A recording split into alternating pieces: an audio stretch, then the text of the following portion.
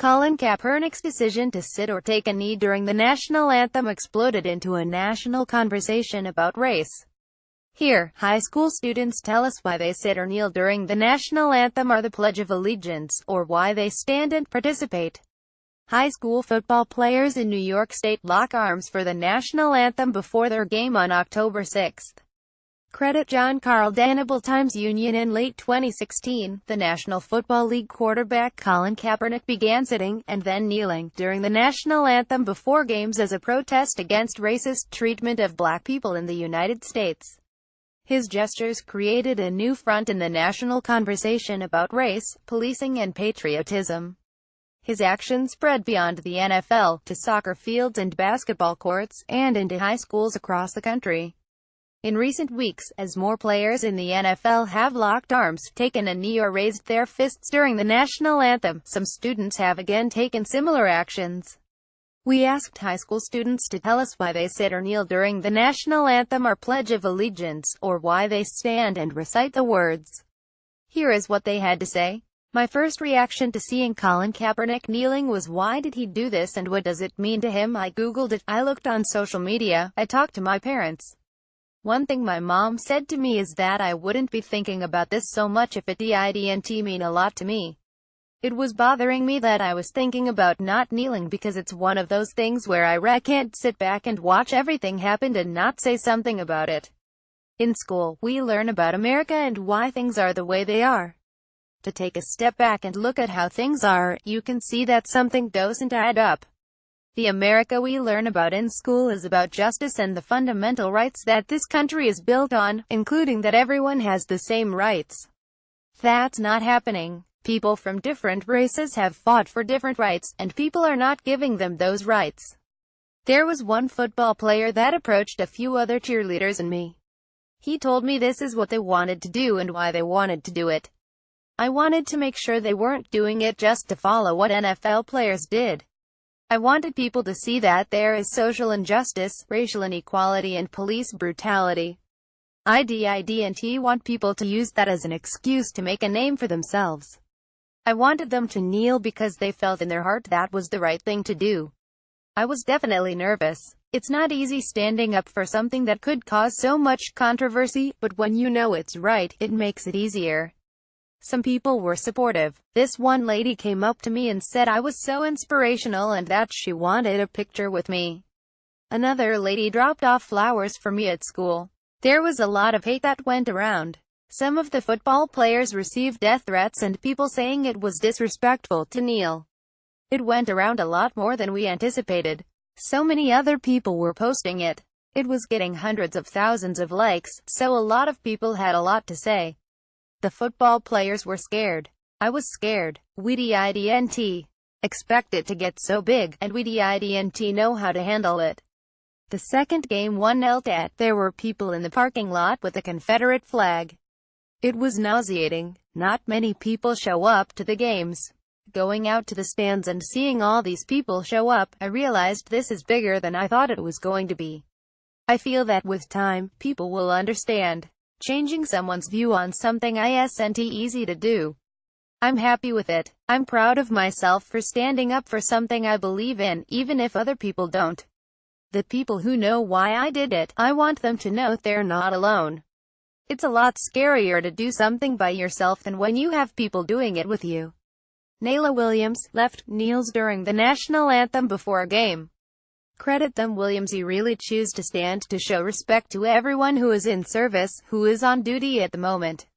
They give so much and they get so little. The national anthem, the pledge, it's all showing respect to people doing their duty overseas in order for us to have the freedom to protest.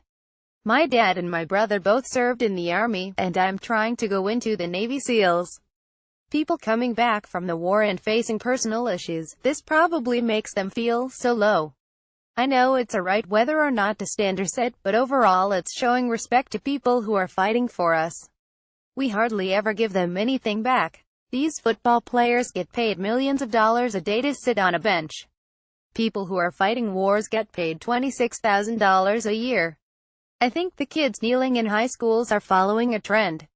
There are only a few who will actually dedicate their time to this subject. All the kids like to follow the trends. They probably don't really reason with what they're doing. They feel like it's cool to follow along. It's an okay thing to recognize an issue with race. Some people complain they're not getting paid as much as someone else or that they're getting treated wrong because of their race. Maybe the right place to really protest would be DC. Doing a peaceful march and doing speeches in Washington would be the most beneficial plan for them. At our homecoming in October, one other person in my grade, a person in the grade above me, and I decided to kneel for the national anthem. That was the only time we had the anthem before the game. We all identify as black males. It was a bit interesting that we were the only ones who did it. A couple of days earlier we had been talking about kneeling for the anthem.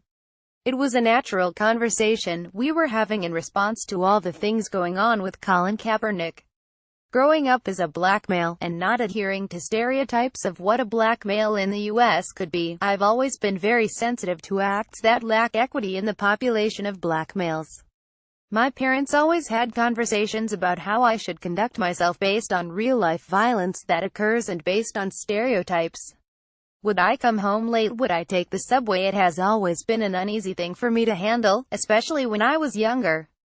It's a discomforting feeling to always have to present yourself a certain way, especially when you know the type of person you are and the goals you're setting for yourself.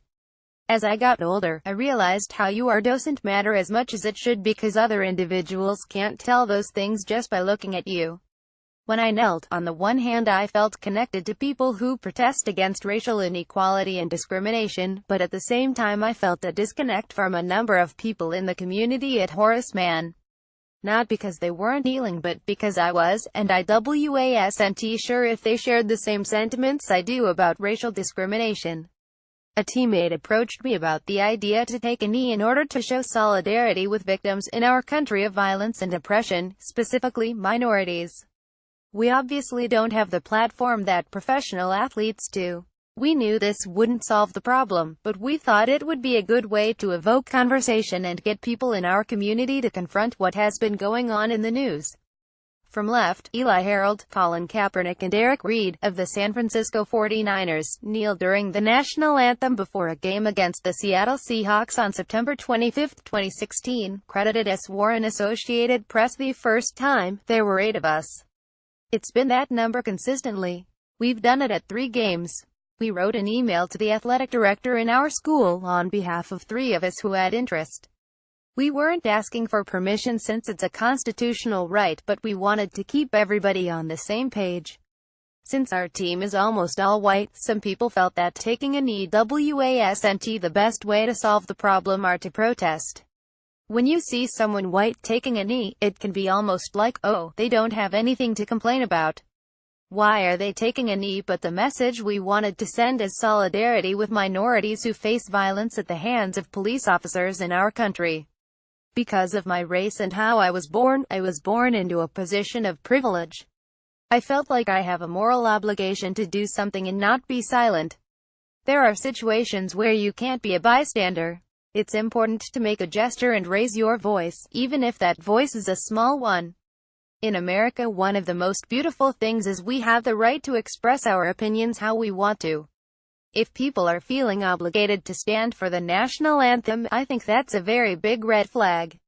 Because America is not the land of the free for everyone in our country, I think that people should have the right to see America both for its accomplishments but also for its flaws.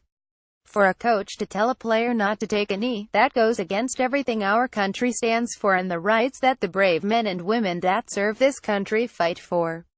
It was about 2 years ago that I stopped saying it every day. I'm a senior in high school. In 10th grade, I wouldn't say it, but I would stand up. Now as my own silent protest, I sit during the Pledge of Allegiance. I have no connection to religion whatsoever. The fact that they added the under God part to the Pledge of Allegiance doesn't represent me, and it doesn't represent others who do not have religious affiliations. I definitely support the reasons that Colin Kaepernick keeps referring to. The tension between the police and African Americans is not being resolved in a way that is benefiting the African American community. The police system is not being altered in a way that will make it not inherently racist and allow it to protect every individual regardless of color. What I'm upset by is a coach saying, "I will bench someone who takes a knee." That's an injustice because you can't exercise your freedom of speech by doing a silent, personal protest. There are things you can do besides saying the pledge to show that you support this country even if it might not support you. My mom is a public school teacher. For her, it's helping others get a public school education. For me, it's standing up for the rights that the country has promised to protect. I went to the Women's March in Washington, D.C. I saw the news when Colin Kaepernick kneeled. But nothing ever really came up at my high school physically for a while. Most of the time the protests happened during the Pledge of Allegiance. For example, after the presidential election, a lot of people I knew were considering staying seated during the Pledge of Allegiance. If you are sitting, they know what you're standing for or against. I stand because I have family who is in the military, and I have a lot of reasons why I would stand for the flag. But I don't put my hand over my heart because while I do stand for the United States, I know that there are issues that need to be addressed. Issues that I will not personally face because I am a white girl in the South in a middle-class family. So when taking my hand off my heart, it's my way of acknowledging that there is something happening.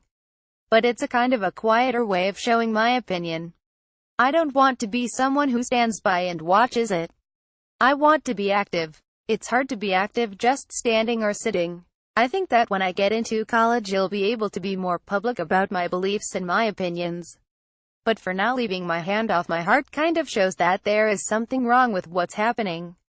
Before the national anthem, my whole dance team took a knee, as well as the football team and the cheerleading team. And my own superintendent came up and gave a speech about microaggressions and racial hatred among our communities and in this country. He wanted to make it clear that bigotry wasn't tolerated at the school. And he wanted to make it clear that we were all in it together. The kneeling was something that we talked about during the week. With my team, we had to make it clear that it wasn't just a trend. We weren't doing it just because the cheerleading squad was doing it or because the football players were, but because we actually wanted to take a stand for what we believed in. I took a knee because I feel that to stand for the flag is to agree that it is a symbol of freedom and justice. For me, to stand for the anthem and to put my hand on my heart feels a bit ironic considering the fact that we are not living an American dream. There are so many things wrong that we still need to fix and address. I think that while racism is erased from the laws, women have rights and the laws prohibit racial bigotry. That doesn't mean it is not abundant in society. You can still see very clear examples of this when you read the news. For example, if you look at the Las Vegas shooter, who was white, most of the headlines I see describe the shooter as the least expected to do this, or he was a humble man, or he was a nice neighbor. But shooters of other races immediately get the label of what they are. These people are terrorists. These people are murderers. While this man, who caused one of the worst mass shootings in U.S. history, is given a humane perspective. When I was taking a knee and I saw everyone else joining us in the action of taking a knee, I just felt really powerful and united with everyone at my school. I felt really proud of my community and how we had all come together.